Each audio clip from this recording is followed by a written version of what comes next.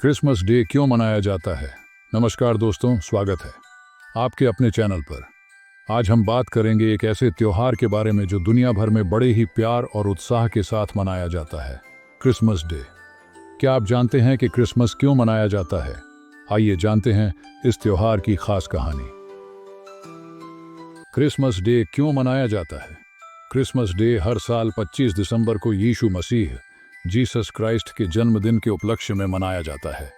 यीशु मसीह को ईसाई धर्म में ईश्वर का पुत्र और मानवता के उद्धारकर्ता के रूप में माना जाता है, जिन्होंने मानवता को प्रेम, दया और शांति का संदेश दिया।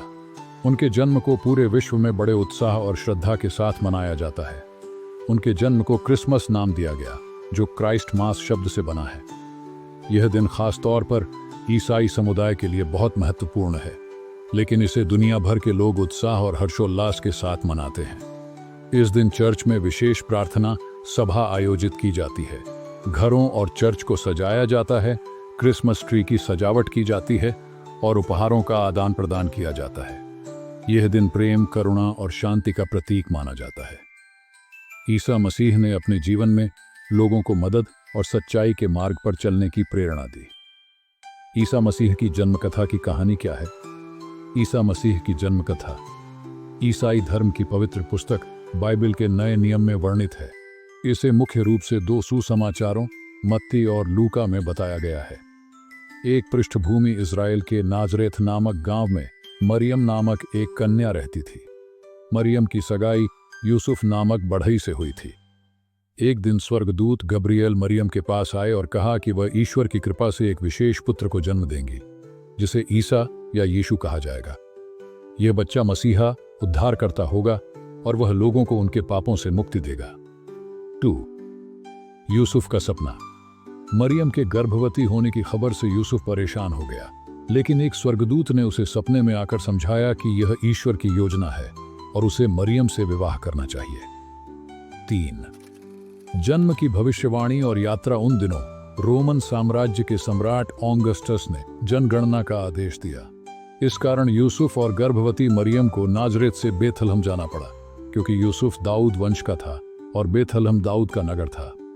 4. ईसा का जन्म। जब वे बेथलहम पहुंचे तो सभी सराय इन भरी हुई थीं, इसलिए मरियम और यूसुफ को एक गौशाला में ठहरना पड़ा।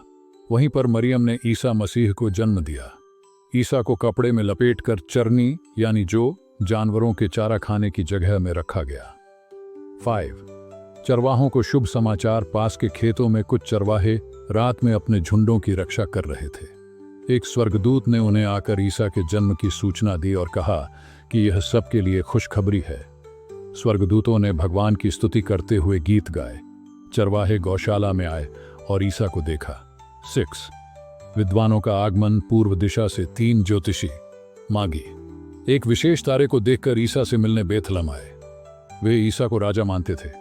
उन्होंने सोना, लोबान और गंधरस जैसे बहुमूल्य उपहार भेंट किए। 7.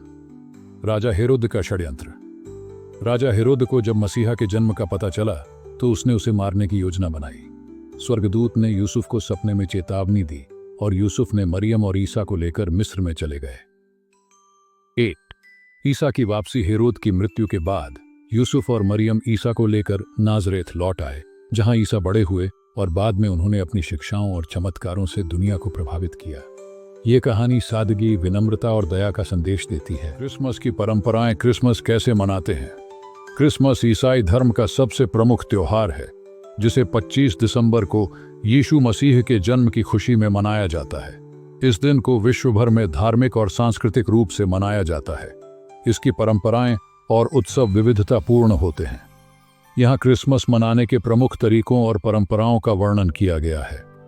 1. क्रिसमस ट्री सजाना परंपरा। लोग अपने घरों में एक देवदार या कृत्रिम पेड़ लाते हैं और इसे रंगीन बल्बों, घंटियों, तारों और अन्य सजावट सामग्री से सजाते हैं। ये सब सजाने का महत्व। यह सदाबहार वृक्ष जीवन और आशा का प्रतीक है।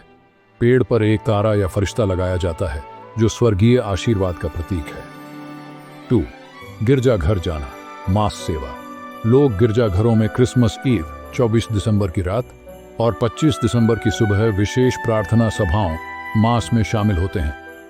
यीशु मसीह के जन्म की कहानी को पढ़ा और गाया जाता है। यह दिन धार्मिक आस्था और आध्यात्मिक शांति का समय माना जाता है। 3 सांता क्लॉज और उपहार देना। Santa Claus.